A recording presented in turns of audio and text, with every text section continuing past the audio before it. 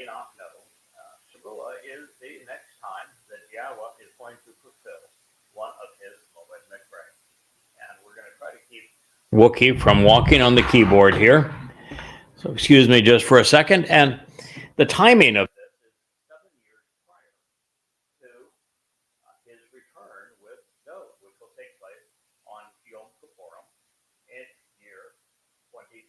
7 years prior to that time, on Shavuot will be the Shabbat of May 22nd, 2026. And so that is the timing of the event that we're speaking of. It's a harvest of mature grain. We're told that there'll be 2 loaves of bread that will be brought forth from the house of Yisrael. It could be Yehudim and Yisrael, but it could also be that it will be a combination of Goyim who are unified with and sojourning with, supporting, integrated with Yisrael as in addition to Yehudim. And as a wheat harvest and it's of various multiple types of wheat, therefore it was presented in the plural. We know that this will be a more varied harvest than has taken place previously. It should be a larger harvest as well. It's a Qatsyr, which is a grand harvest, as opposed to the following ingathering, which is only a lakat, which is a secondary gleaning. So Shavuot is a much larger affair, and it is approaching very quickly. This is the harvest that, Christians, particularly through Paul, would have anticipated as the rapture, except they got confused and they wanted to come up with some excuse for the mythical birth of their church, and they ascribed Shavuot to it, misrendering it, and therefore they put their rapture out at Teruah, which they have presented as trumpets, and also as a false prophecy, because Paul said that it was going to be fulfilled during his lifetime, which obviously didn't happen since he died in 66 CE, almost 2,000 years ago. So with all of that said, the fact of the matter is that the only people who are going to benefit from Shavuot are those who have capitalized on Pesach, Matzah, and Bikurim. And in doing so, they have come to recognize what each of those 3 days represents, as Pesach is the doorway to life, Matzah is the threshold where our guilt is removed and we appear perfect before God's eyes. And on Bikurim, firstborn children, we are, there goes the Wookiee, we are adopted into Yahweh's covenant family. And we are specifically told that Shavuot is a Bikurim harvest. So one's going to have to be attentive to what God intended for these 3 days to be part of Shavuot. There are no other sacrifices available or that are pertinent to it, relevant to it. So it is those who will benefit are all capitalizing upon what Dod fulfilled on Pesach, Matzah, and Bikurim in year 3000 or year 4000 Yah, which was 33 CE. So this is what we have to look forward to. It's the timing of it happens to be the beginning of the time of Jacob's troubles. I was reading today, and as I was posting around in social media, that after 3 countries have already recognized a Fakistinian state, rewarding the terrorists who abused Israel on 10/7, France is now considering this same move. According to the prophet Yeshayah, it is going to happen. There is going to be a state of terror carved out of Israel. Israel is going to become exceedingly vulnerable. That the United States is going to be the one who finally capitulates and authorizes this deal. They're going to do it for a whole host of reasons, mostly, of course, economic, to appease Saudi Arabia. But it is now inevitable, and Israel needs to brace for this. But the purpose of the Shavuot harvest is the 7 years after the fulfillment of Shavuot in 2026 is going to be hellacious for Jews. The prophet Yoel says it's far worse than anything ever experienced by humankind or by God's people, which means it's worse than the Holocaust. It's worse than either of the 3 Roman assaults on Judea. It's worse than any one of the wars that Israel has fought for its survival up to this point. Nothing will rival it, which means it is infinitely worse. Well, not infinitely, but it will be between 100 and 1,000 times worse than what occurred on 10/7. The prophet Yeshaya also says that this is the time that Muslims are going to flood into Israel at an alarming rate. And of course, he uses the term flood, which is exactly what Muslims called the last assault. It was Al-Aqsa flood. So this is what the covenant family is being removed from on Shabuah. So it is an open invitation. You know now what the criterion are. In addition to accepting the terms and conditions of the covenant, of which there are 5, you are also going to need to capitalize on Pesach, Matzah, and Bikurim to be ready for this particular harvest. And so it is, as we say, a ingathering of firstborn children of the covenant family. But there is no sanction for, no opening for any religious sect, any political institution or nation.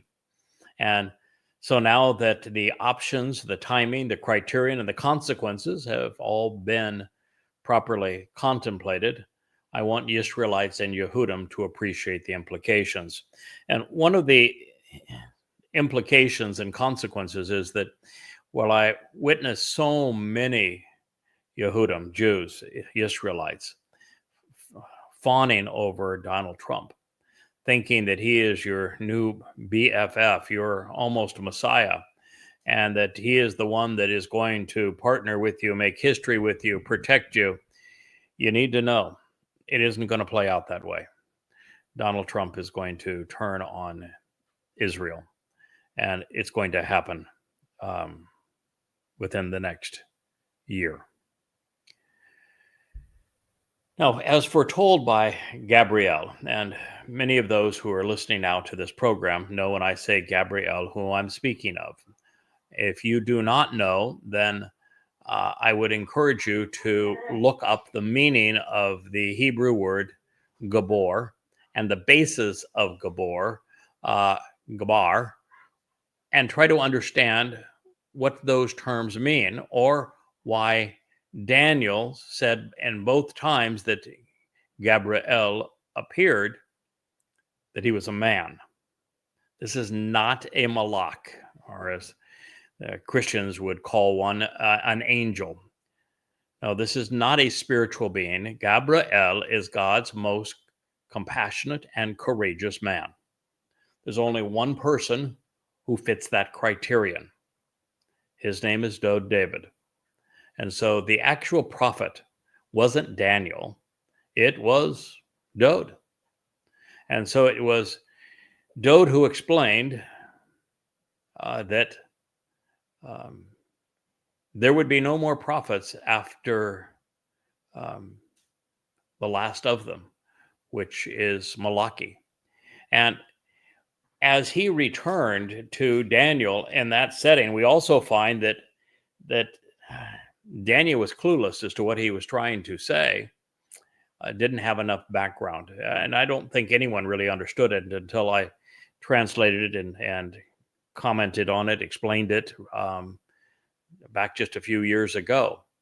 And that was the job of Michael in Daniel, to Daniel, was to explain specifically what Dode was talking about. And as we have learned, Michael is likely Yada, the one who is now responsible for communicating Yahweh's message to Israel. And the last of the prophets, Malachi, serves as another who affirms this. So other than what the Father did to support his Son during the fulfillment of Pesach, Matzah, and Bikurim, in the Yobel year of 4000 33 CE, God has remained in Shamayim. In fact, in a recent program, one of the things we learned is that God said, I'm out of here. I think it was through the prophet Hosea. I've had my fill of you. I cannot stomach your religiosity anymore. Judaism is what ultimately pushed Yahweh away. He says, I'm just not going to tolerate this. I'm going to go to Shamayim and I'm going to hang out here. And I'm going to do so until you're receptive to listen to me again, until you come to know my name, what I'm offering, who I am working with, and are just receptive to me.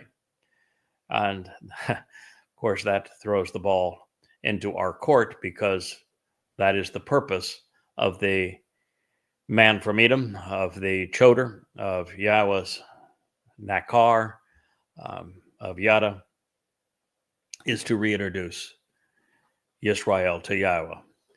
And between now and that time, we just are going to have to recognize that Yahweh is going to stand apart from Yisrael. All of these posts that you read in social media that G-D or Hashem has Israel's back. No, it's not true. He will eventually, but not as Hashem, not as G-D. He's only going to rally to Yisrael's defense when Yisrael stops erasing his name and returns to him and accepts him as he is, which means they will have to reject Israeli politics and Judaism as a religion. So God has remained in Shamayim. He's left Israelites to wallow in their religious and political disorders and overall bitterness and defiance. Another 2,449 years would pass before God would engage again. And on Teruah in 2001, he reached out, indirectly to God's people through a goy, just as he had foretold in the Torah and throughout the Nabi. Yahweh remains committed to calling his people home through the words of the prophets, while exposing the impediments which now clutter the way. The resulting 25-year mission has already left a legacy of 35 books that are on the shelf at yadayah.com, all offered freely, along with many thousands of hours of audio programs in support of them. In fact, recently, someone was kind enough to post 2 radio interviews that I did, some of the last that I had done some 6 years ago, and the message is really quite clear. So we've been doing this for a long time. In fact, you can go back now 24 years when I started doing radio, and there are some 6,000-7,000 hours of talk radio interviews, all trying to reintroduce Yisrael to Yahweh. And now, of course, as part of the Yahweh blog, we have some 300 hours of video programming to try to reacquaint Yahweh with Yisrael so that God can return to his people. And as promised, Yahweh has re-engaged in this process, doing so for the moment. He found someone to add Asher Shamar, who was willing to closely examine and carefully consider the way to receive the benefits of the relationship through, the restoring witness to his eternal testimony. As a result, Israelites are beginning once again to bakash panah, to seek after Yahweh's presence, responsibly investigating and learning about God's reappearance. It has played out exactly as he foretold 27 centuries ago. What we are still anticipating and have not yet seen is a individual or individuals within Israel who are active in the community in either the media or social media that gravitate towards this message that we are presenting as part of the Yahweh blog, and that we have written in the books that sit behind me, and serve as a means of amplification of our voice within Israel. Because I can tell you that while we are developing a wonderful community and family on Facebook, we will by Passover reach 2,500 followers on Facebook, which, considering the fact we made our first post there only 90 days ago, is a pretty reasonable achievement for someone who has never figured out really how to use social media, who avoided it like the plague and has done no advertising thus far on the platform. And Facebook is the most preferred social media platform in Israel. Places like X, I mean, that's a swamp. It is a very different environment where there is all manner of hostility. There are several popular pro-Israel accounts, probably between 5 and 10 of them. But so far, while we are interacting with them and getting feedback and communicating back and forth, those who manage those sites are either too political, too religious, too militaristic to be open to Yahweh's message to them, because they will have to give up those things and trust and rely on Yahweh, as opposed to the IDF, as opposed to their favorite political party, as opposed to the rabbi, if they're going to be part of this solution.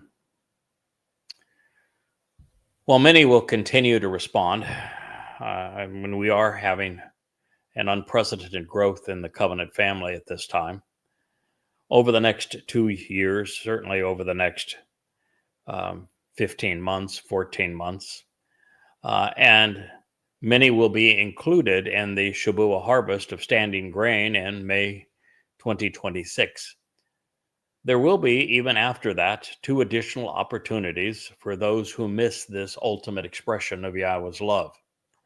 However, with death stalking Jews everywhere on earth, the risks of waiting around are very high. If I were you and I was a Israelite, I would capitalize on this opportunity to know Yahweh while he can be known. And that's his direct advice to you in those exact same words. Come to know Yahweh while he can be known. There's only 8 years left in which he can be known, but during that time, the population of Israel is going to be decimated. According to the prophets, 2 out of every 3 Israelites and Jews are going to die. And well, that sounds horrific, and it is. I mean, we're talking about the deaths of in the range of 10 million people.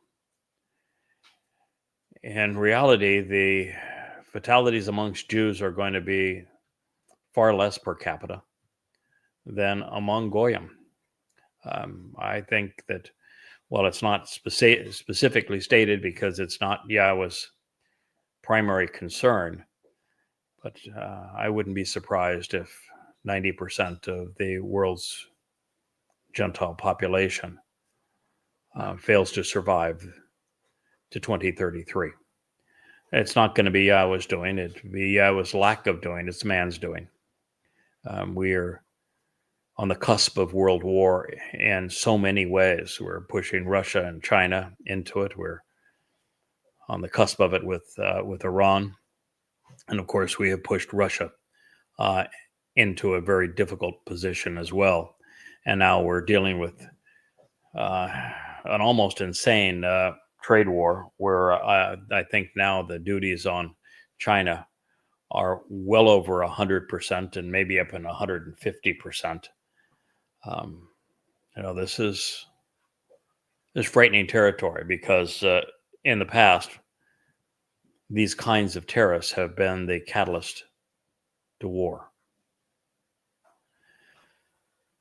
So the next ingathering of Bakurim, firstborn children, will be Baha Sa'ar during the time of troubles, as Israel is narrowed and Jews are besieged. The Souls gathered and withdrawn, Shakar, will approach by earnestly seeking God, longing to learn about the relationship that he has envisioned for his people and that he has articulated to us, which we are sharing with you. For those who respond to the invitation to attend this Shavua harvest in May 2026, 22nd of May, a Shabbat to be exact, when God does his best work, an eternity with Yahweh and the Bereth covenant family awaits. Thereafter, aside from the final 7,000 Yehudim, which I think will be the best estimate of that number we will finally reach, although I would love for it to be 10 times that, who will be among the dwindling remnant who return to Yahweh 7 years later during Teruah, just 10 days prior to the Kippurim return and homecoming of Yahweh and Dod in 2033. Well, there will be no opportunities after that.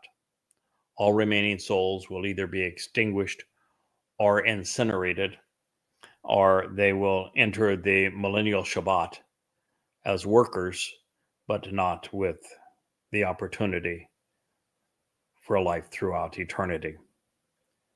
So, we're really working on a very short timeline at this point.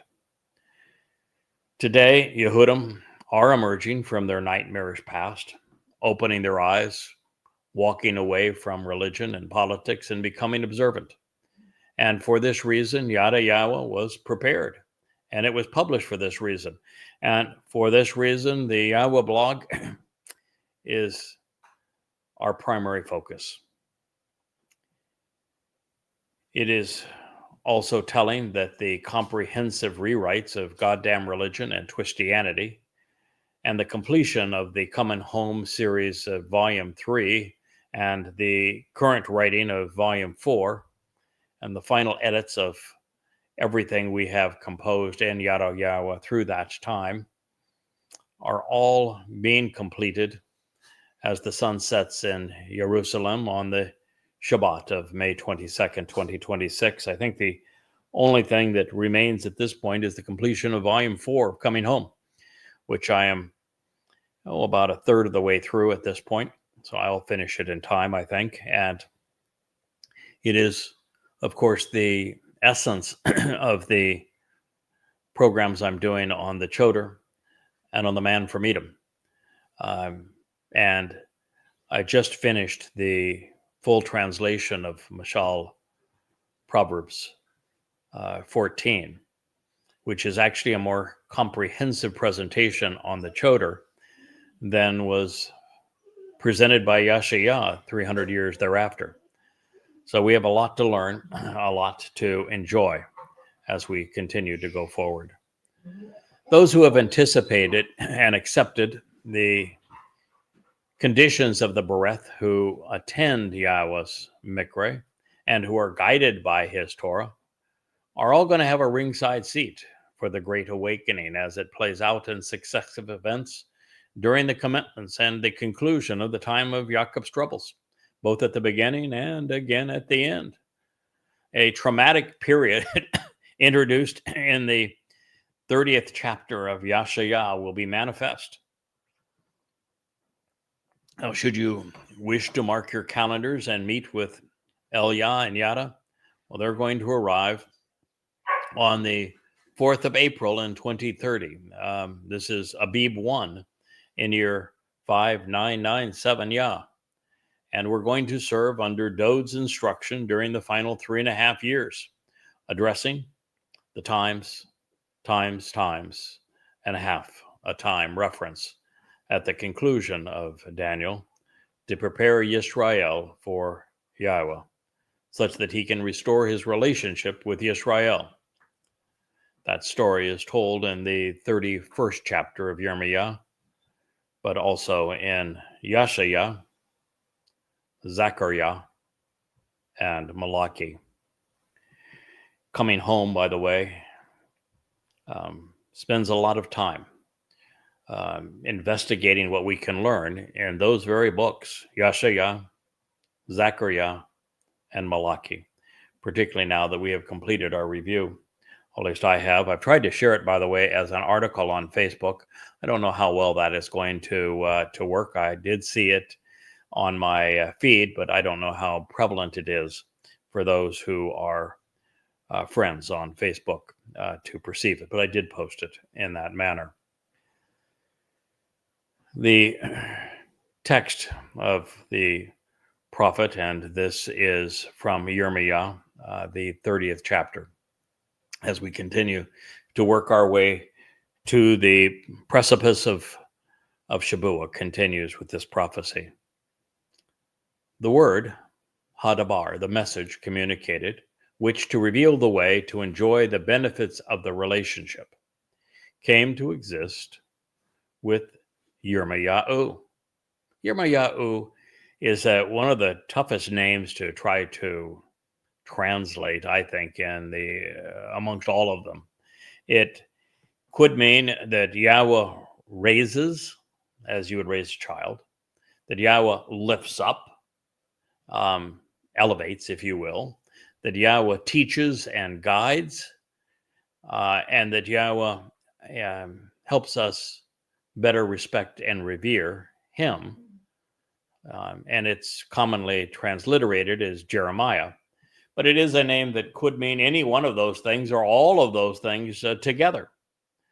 And it is presented as Yirma Yahu. So the question is, how do we translate Yirma, since it isn't a word found elsewhere in the Torah, and we're therefore in a position where it's important that we just look at all of the words that are related. And I've come to say that it could mean and likely means some or all of Yahweh raises, Yahweh lifts up, Yahweh teaches, Yahweh guides to respect and revere Yah. And so the word, which to reveal the way to enjoy the benefits of the relationship, came to be with Yirmiyahu from Yahweh, and Yahweh obviously transliterating using the Almighty's proper designation, pronounced as it is instructed in his Torah guidance regarding his Haya existence and his rule and our Shalom reconciliation as our Eloah. Now, God, this is difficult, I know, for current Israelites, because they're told that the Wah, which is the letter in Yahweh's name that provides the O sound, it's the same letter that provides the O in Torah, same letter that provides the O sound in Shalom and Eloah as well, that they're told that that letter doesn't exist and that the proper pronunciation of the W is as a V.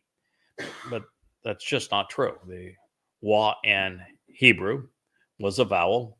It conveyed the O sound. It sometimes can be rendered as a U sound. It's just like the English W. English W is almost always pronounced as a vowel consonant conveying the O or the U sound. That's why it's called a W in English. And unfortunately, because the rabbinical types messed around with the Hebrew alphabet, and they were most disruptive at the places where there were letters used in Yahweh's name, it is difficult for Jews today to recognize that Torah tells them how to pronounce the Wah. Shalom tells them how to pronounce the Wah. But nonetheless, it goes on to say, to announce, this is what Yahweh, the God of Israel, proclaims, so as to declare, of your own volition, write. This is kathab. Choose to literally inscribe, jotting down, using this alphabet, all of the words which lead to the proper path to get the most out of life that I have and will be speaking to you about, doing so in a written document so that there is a permanent record.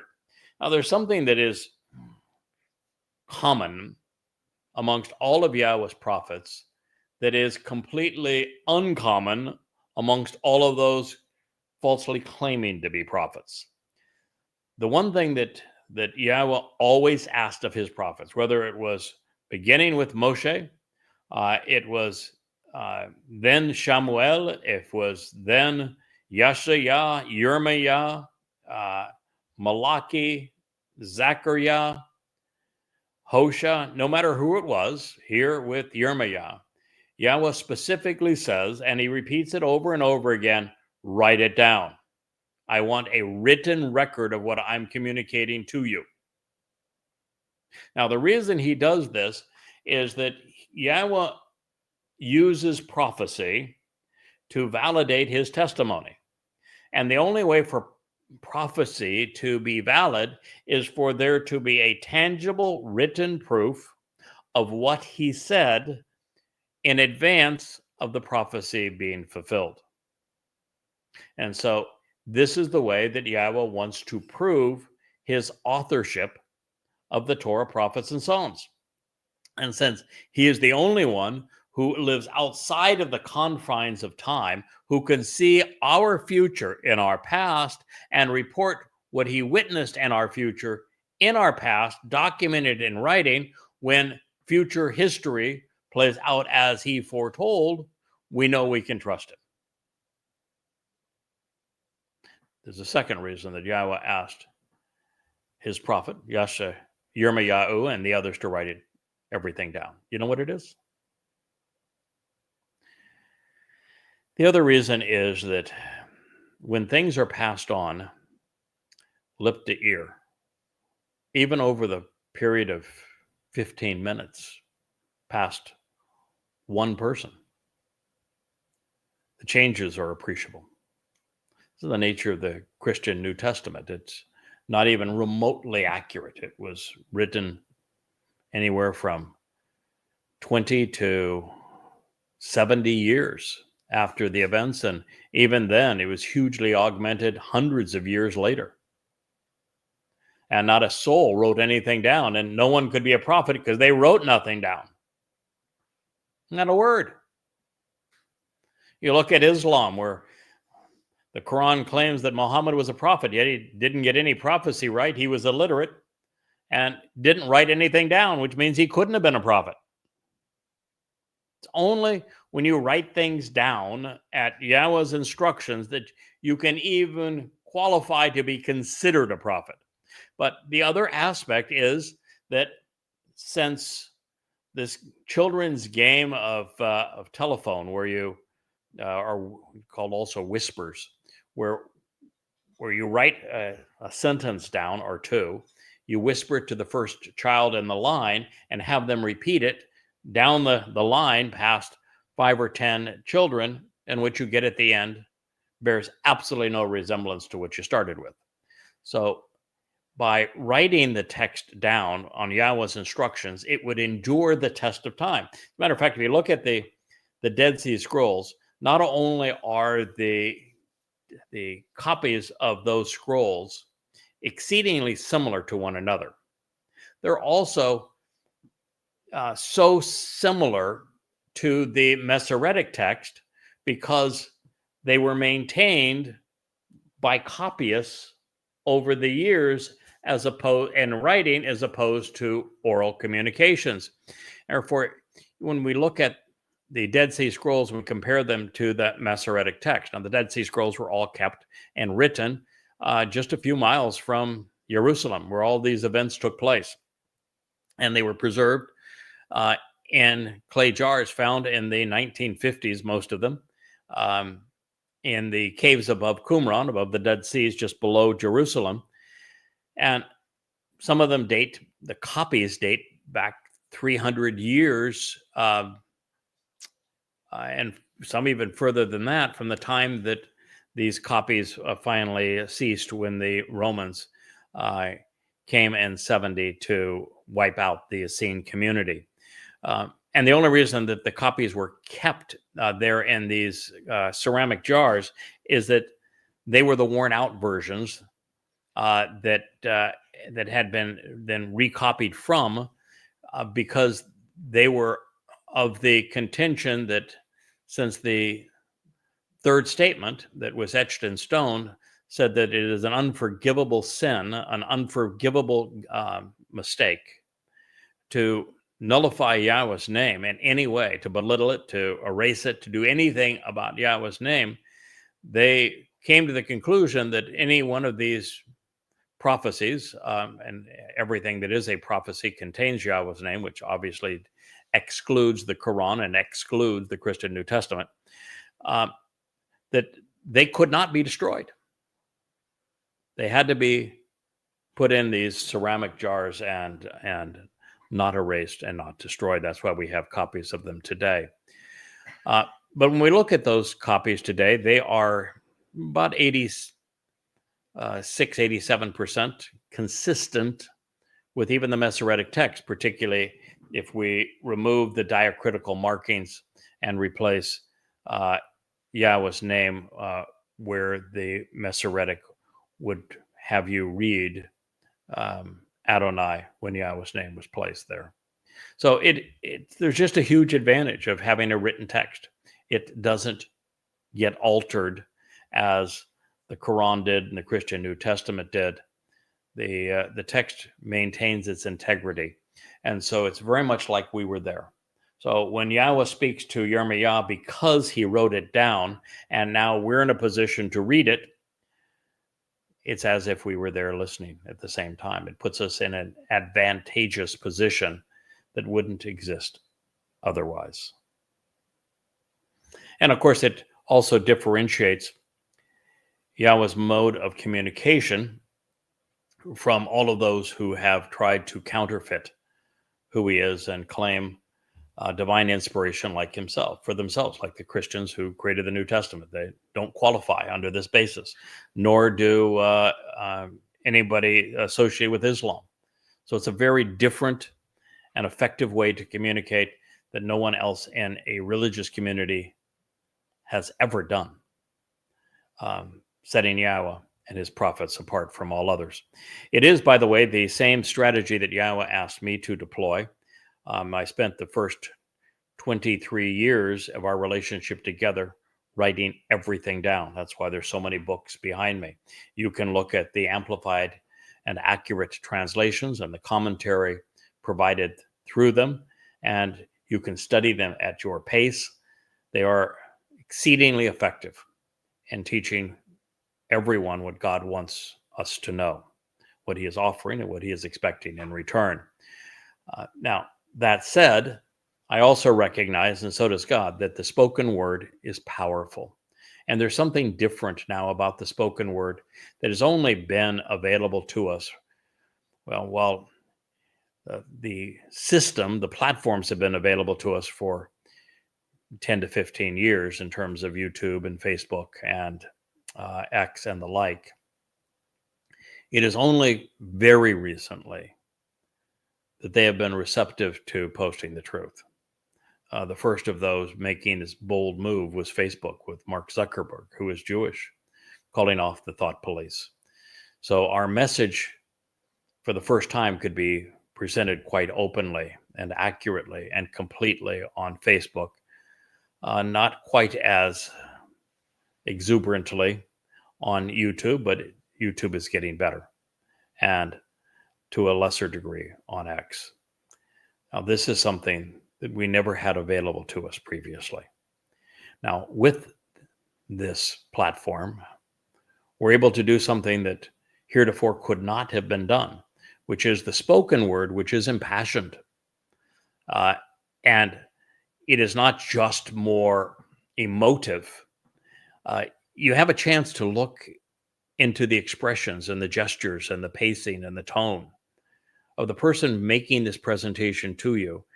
And you can validate for yourself that they care deeply about this message, that they know it internally to be true, that there is great conviction in the delivery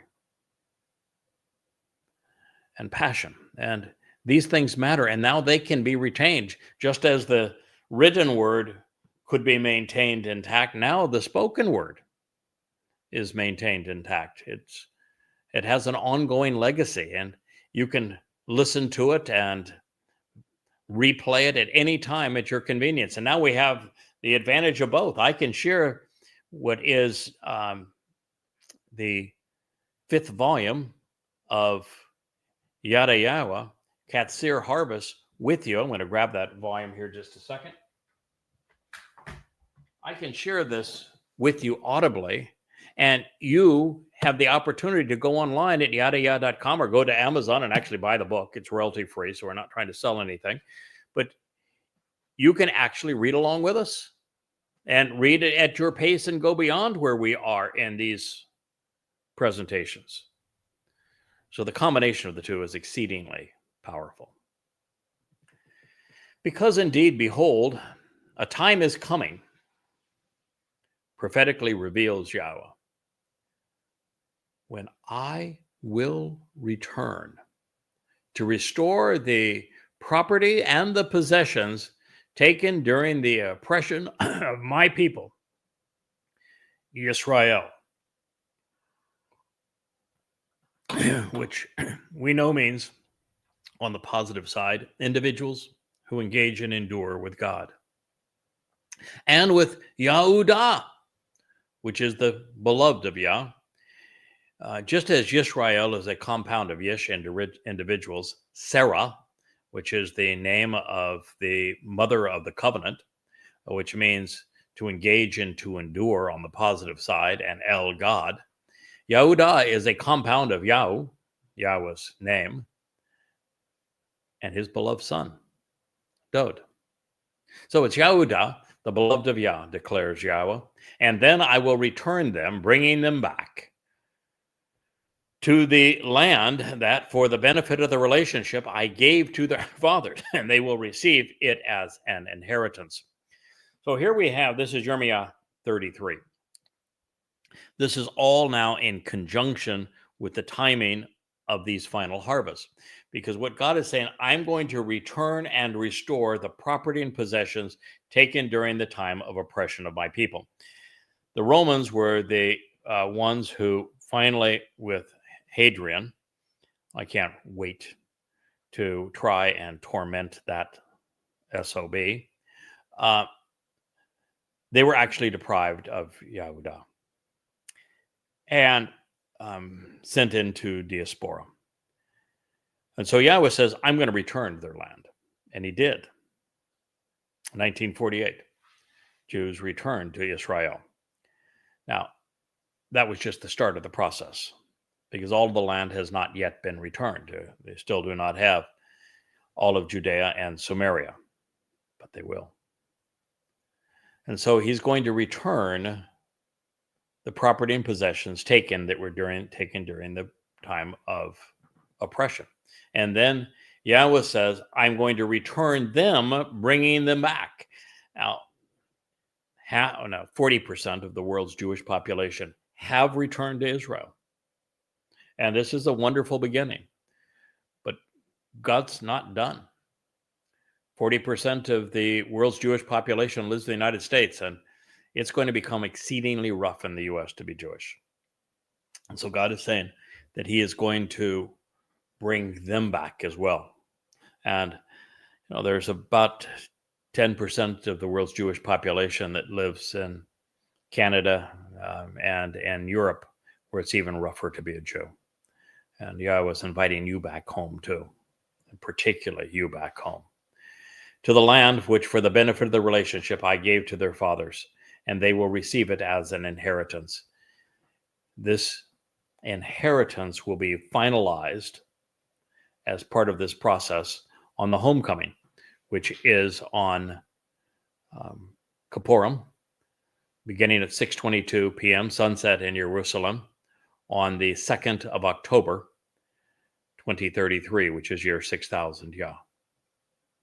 That is when you will receive, if you are one of the surviving remnant of Yisrael and have benefited for what's going to happen via the Adamah Parah on Teruah, you'll be in the position to receive your full inheritance. So these are the words which, to reveal the way, Yahweh spoke concerning Yisrael and to Yahudah, Yahweh conveyed as we heard the sounds of concern over the terrorists and terrorism when there were no prospects of reconciliation or peace. Jeremiah 35. So I've said, this is the process, began in 1948, and it's ongoing. Yahweh is continuing to call his people home, and he has to call them home during the ensuing time of Jacob's troubles, beginning a full-blown war against Israel with the formation of a Fakistinian terrorist state carved out of Israel's heart, making Israel incredibly vulnerable in May of 2026. And so we're being told that Yahweh is speaking to Yehudah and Israel at a time of great concern when there are terrorists and terrorism. Well, of course, we saw the first wave of this on October 7th. And over the decade between October 7th of 2023 and October 7th of 2033 is the time that all of this will play out. Exactly 1 decade to the day. And there are going to be terrorists and terrorism. And it is only when there are no prospects of reconciliation or peace that a significant number of Yehudim are going to recognize that the IDF can't save them. Their politicians are not going to save them either. And Judaism has been an obstacle to the reconciliation with Yahweh for a very long time. And they will finally, with their backs up against the wall, recognize that it's only with Yahweh. But you notice how often Yahweh's name is presented here. I mean, just in this one statement, 35, it's Yahweh and Yahweh. And he's speaking to Yisrael and Yehudah, where Yahweh's name resides again. The key to coming home, to reconciliation, is to stop erasing Yahweh's name and embrace it. Alas, assuredly, this time will be no different. There has never been anything similar to it. It is the time of Jacob's troubles. Wa'eth Sarah Hu La Jacob. It is the period of Israel's anguish and distress, of Jacob's adversity, when the nation will be narrowed, reduced in size, and oppressed in dire straits by vicious foes. And yet from it, he, meaning Jacob, representing Israel, will ultimately be liberated and saved, Yasha. This is hard for me to deal with, because I'm struggling so hard to get Israel's attention. There's so many good people who are trying to defend Israel and can't let go of Judaism, or they can't let go of their politics, and yet they can't be of any help until they do. There is no one that is a voice in Israel that I have been able to convince that the 22nd of May 2026 is the beginning of the time of Jacob's troubles. And this is a shame, because they're convinced that there's never going to be a Fakistinian state, and yet that's going to occur. Yeshaya tells us exactly when and how it happens. So this is something that is going to occur, and I recognize it is likely necessary to get Israel's undivided attention. But yet it's going to be so horrendous for God's people. My heart breaks for my God and for my favorite nation and ethnicity. I'm ultimately the one that lays down my life to save you. So I have lots of skin in the game. I care deeply about this. But it is difficult breaking through and to get your attention. Yahweh said it directly. Here's Jeremiah 37. Assuredly, this time of terror, he was just speaking of terror and a tragic time of terrorism when Israel remains estranged from him and that there is no prospects of peace. And then he says this time, which he just said was of sounds and concern over terrorists and terrorism, where there are no prospects of reconciliation or peace.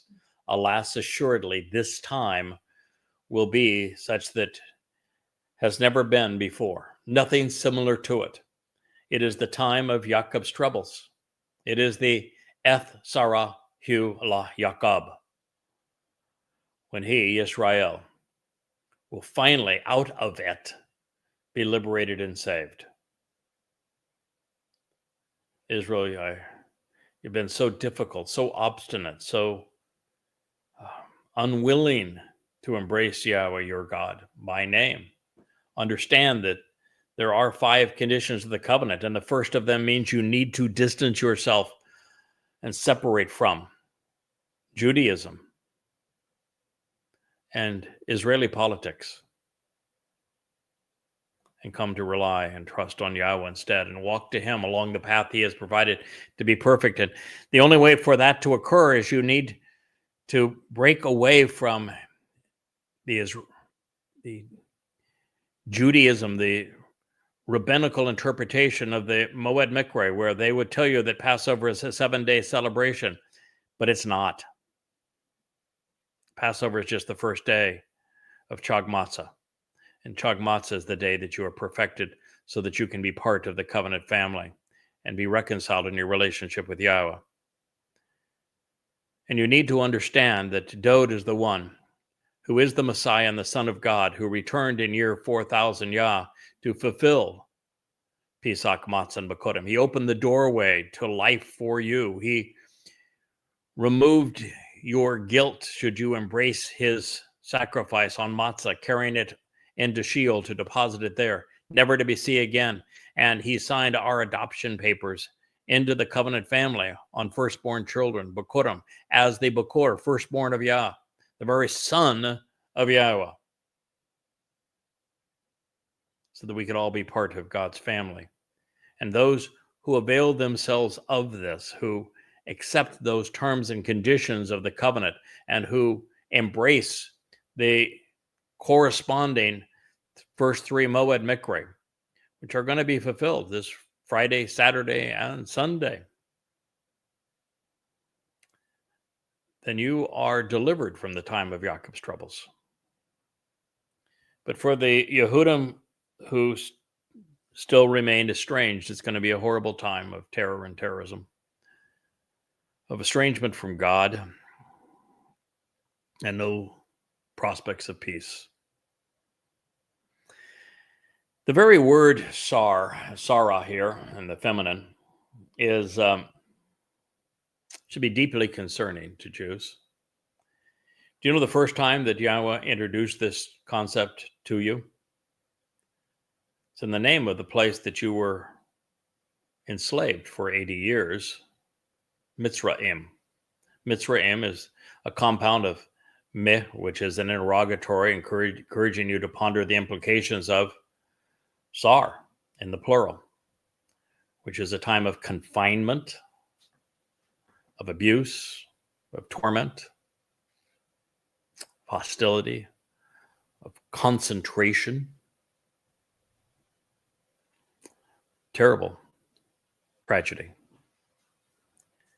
And so if you look back at how horrible things were in Mitzrayim, where you were enslaved, where you were confined, where they perpetrated apartheid and genocide on Jews,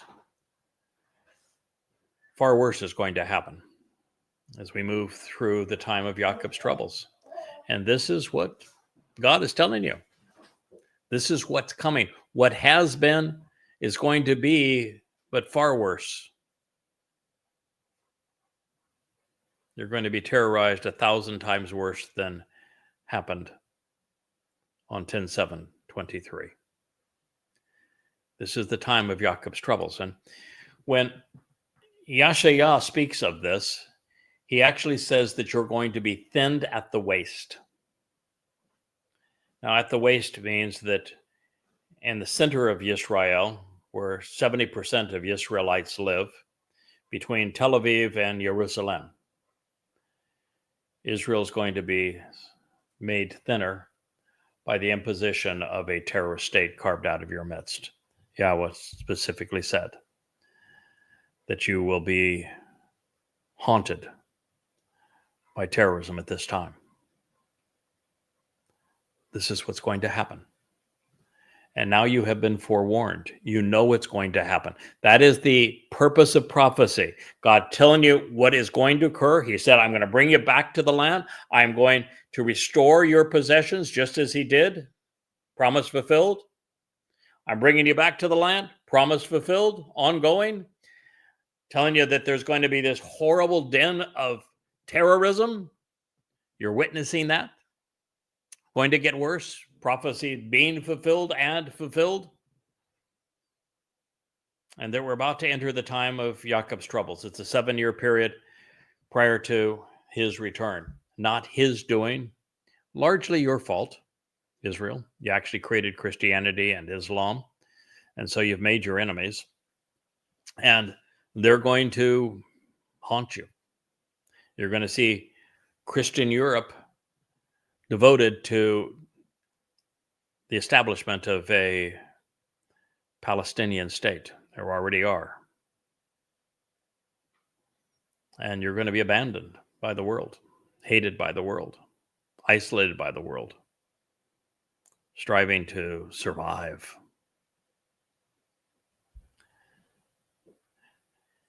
And at this point, you don't know friend from foe. You don't know that your only friend is Yahweh, or that I'm the designated one speaking to you from him. You know, this says that Israel will be liberated and saved. Do you know that that happens by way of the man from Edom? Do you know that I'm the only candidate for that role? Do you know that it is the Choder who fulfills the role of the Adamah Parah? And therefore the sacrifice of what's called the red heifer on the Temple Mount, with Eliah being the master of ceremonies and Yahweh igniting the flames, releasing the torrent of water, is going to occur on Teruah, 10 days before the family reunion. And where I would love for you to be a beneficiary of that, I would much prefer that you avoid all of this mess and join us on the Shabuah harvest, or at the very least on the Teruah gleaning. And it will happen in that day, prophetically declares Yahweh, the vast array of the spiritual implements, that I will break this yoke. This means to control and manipulation from your neck. And I will pull off and tear away your bonds and your shackles. Those who are illegitimate and unauthorized, those falsely claiming authority, who are foreigners, advocating that which is improper, will no longer make him, Jacob, Yisrael, serve their interests. Jeremiah 38. This has not yet occurred, and I can tell you exactly when it will occur. It's going to occur over a 10-day period. And that 10-day period begins with the fulfillment of Teruah. It follows the gleaning of Teruah, which takes place on a Friday evening, the 23rd of September, year 6000 Yav 2033, with the sacrifice of the Adamah Parah on the 24th of September, a Shabbat, to the backdrop of a full solar eclipse, as Yahweh begins the process of purging all of Israel's foes. You see, the shackles are removed, and those who are illegitimate and unauthorized are incinerated and washed away by the same fire and water that will refine the remaining remnant of Israel, and who will cleanse the adulterous woman that has been Israel in time for her betrothal to the returning Messiah and King, who is none other than David. This is when that process begins, on the 24th, the Shabbat of Teruah, which Israel is going to take a lot for you because you don't even celebrate Teruah anymore. You call it Rosh Hashanah after the Babylonian holiday. But it is on Teruah, the day of the herald, that I, as the Adam of Parah, will be offered as a sacrifice, orchestrated by the magnificent Elia, whose dress rehearsal for this very event, speaking out against the religious and political establishment of Israel, 40 Yobel, 888 years prior to this event. And Yahweh is going to use the waters that will well up beneath my sacrifice and the flames that will rise above it to wash away all of the illegitimate and unauthorized people who have come to control Israel, abuse God's people. At the same time, he purges, refines, and prepares his family for his return. And the terminus of this purification period will be Dod's arrival as the Messiah on Yom Kippurim, 10 days later, October 2nd of 2033. In the remaining 5 days until Sukkah, Yahweh is going to transform the earth from the very raw conditions that have been prevalent with nuclear war and all manner of disasters perpetrated on the planet to the conditions experienced during Eden. The ultimate terraforming. Elon Musk, you won't have to go to Mars if you survive to this point. You'll find the earth terraformed.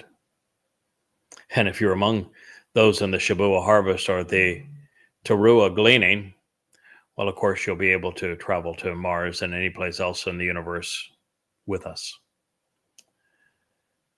God goes on to say, instead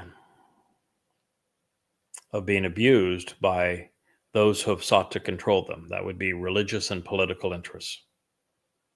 That would be militants. So those who have tried to control and who have abused Israel would be Christians, Muslims, and now rabbis, as well as today's progressives. The shackles will be broken. And instead, the Israelites, that remaining remnant, will have the opportunity to serve with Yahweh, their God, and with Dod, their king and counselor, whom to reveal the way to the benefits of the relationship I will raise and establish for them. Why is it, Israel, that you're so hard-headed, that you're awaiting a nameless Messiah when your prophet Yirmiah 39 told you explicitly that the resolution to this time of Israel's troubles is the arrival of Dod, the ultimate Messiah, the person whom Yahweh anointed 3 times as the Messiah for his 3 lives, the person that Yahweh said specifically, he is my son, I am his father, 3 times. How is it that you don't know that it's Dod who is returning, that he is your Messiah, that he is the Son of God, that he's the returning king? He told you he was going to do so. He not only told you when he was going to do so, he also told you that he was going to serve as the Passover lamb, fulfilling matzah and bakurim. Haven't you bothered to read the 22nd Mizmor? Haven't you read the 88th Mizmor? Haven't you read Yeshaya 9 or 53? How could you not know the obvious? Right here it says that it is Dode who is returning. Why am I the first person in 2,500 years who have recognized and is proclaiming that Dode is the Messiah and the Son of God, that he is the returning king, that he came to fulfill Pesach, Matzah, and Bikurim, and he will return at the end of the time of Yaakov's troubles to fulfill Yom Kippurim? Why am I the first to point out to you that he is your Savior by fulfilling Pesach, opening the doorway to life as the Lamb of God, fulfilling Matzah, so to take away your guilt so you'd be perfect and could live in God's family as part of the covenant forevermore, signing your adoption papers that not only bring you permanently into God's home, but enrich you and empower you and enlighten you and uplift you. And this is all Dode. And because of your ignorance and your recalcitrance, you let morons like Paul and Peter and Mark and Luke rob you of your Messiah and of the Son of God and your Savior by the crude counterfeit, this product of identity theft of Mr. Christ. How dare you allow them to do that and not counter with the truth and say, read the 22nd Mizmor. It's obvious that Dode himself is fulfilling Passover, crucified by the Romans. He described it 1,000 years before he endured it, 800 years before crucifixion even existed, 600 years before Rome existed. And through Daniel, as Gabriel, he told you exactly the day he was going to arrive during Chag Matzah in 33 CE, year 4000 Yah, to accomplish this. How could you be ignorant of all of that? And then when it occurred, you just walked away? You allowed Christianity to rob you of all of this? Why do you think I wrote the 5 volumes of Twistianity? So that you would know that it was all a lie. So that you would be able finally to embrace your Messiah, the very Son of God, who actually fulfilled Pesach, Matzah, and Bikurim in 33 CE. I did this for you. Wake up. Read these books. Listen to this program. Embrace your Messiah. Instead, they will serve with Yahweh, their God, and with Dode, their king and counselor. This was written by Yirmiah 300 years after the first of the 3 lives of Dode. And he says that it is Dode, your king and counselor, that you're going to serve with alongside Yahweh. Now, for that to occur, guess what? He has to return, doesn't he? And who is he? The anointed Messiah. Who is he? He's the Son of God. What did he say he was going to do? Fulfill Passover as the Lamb, as well as Matzah and Bikurim. And you negated all of that. You deny all of that. You allowed Christianity to grow up in your midst that stole it all from him and from you. Listen. And if you're a Christian, God damn it, what in the hell is wrong with you? That you would go along with a religion that is based on an absolute lie? There's no reference to a Mr. Christ. There's no prophecies about a Jesus. Nothing. Not a word. And there are hundreds and hundreds of prophecies that say that Dode is going to do this, even in the child who was born and the son who was given. It mentions Dode and no other name. Here in this prophecy about a returning king and the salvation of God's people, it mentions one name, Dode. Do you think that God doesn't know his own son's name?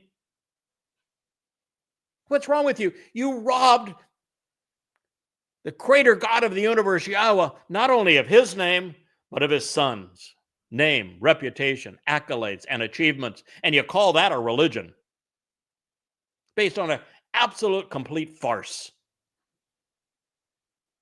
What's wrong with you? And that this religion is so utterly anti-Semitic that Christian writers actually said that Jews crucified their wannabe God, Mr. Christ. Surely you're smart enough to realize that's an outright lie. And because they lied to you, what else did they lie to you about? And why would they perpetrate that lie? Well, they perpetrated that lie because they wanted to justify stealing all of these kinds of promises. Who is this being fulfilled with? Yahweh has been very clear. Yehudah and Israel. They wanted to steal every promise that God had made to his people, including this one where he says, I am coming back. I'm going to resolve everything for you. You're going to inherit your land back again. You're going to live in perfect peace with me. I'm going to rid you of all of your enemies. And I'm going to do it with Dode. And they wanted to rob all of that and pretend it applied to them. I mean, this is amazing. And it's right there for all to see. And yet people ignore it. How? Why? It's the very word of God. Do you want to turn your God into someone who is senile that doesn't know the name of his own son? Our king? Do you want to say he's lying about the fact he's bringing Dode back? Do you think he's lying about the time of Jacob's troubles, or do you know that it's coming? Has he ever lied to you? Has he ever said anything to you that wasn't true? Then why did you have Judaism? Why do you have Christianity? Why did rabbis create Islam? Why are you so reluctant to embrace Yahweh's name, to embrace Dode as your returning Messiah and King, your Savior? It's all there for you. Well, I'm going to stop here. I want you to process what I've shared. I want you to listen. I want you to take this message. I want you to see if you can find any loophole in it. Why don't you find something that I've misrepresented here? And since you can't, why don't you accept it as true? Why don't you come home? Why don't you re-embrace Yahweh's name? Why don't you accept Dode as your Savior, your King, your Messiah, as the very Son of God, as the one who enabled the covenant's promises? Why don't you celebrate Pesach, Matzah, and Bekurim this year as they were intended? Why don't you accept the terms and conditions of the covenant? Why don't you become what Yehudem actually means? Why don't you embrace the best of what Yisrael means? I thank you for listening.